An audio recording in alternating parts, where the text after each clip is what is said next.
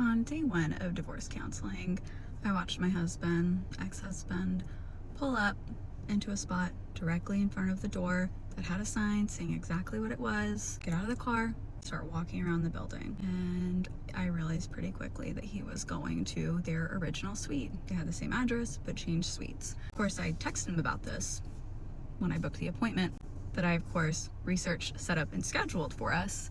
I told him about that in a text 2 weeks before, saying, Google isn't pulling up the address correctly. Here's the suite number. I added the suite number to the calendar event that I created and shared with him. And here he is.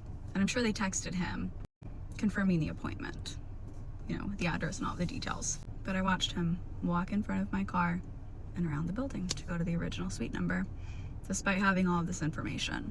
And so I found myself texting him the confirmation again, telling him what suite it was. I realized, my God, I've been doing this for 10 years. I've been doing this my entire marriage, just not letting him fail. And after I sent that text, I said, I'm not doing that again. He can figure it out.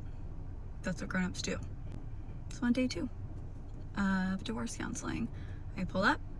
I see him now standing in front of the correct door, but just standing there waiting to be let in because he didn't remember the code.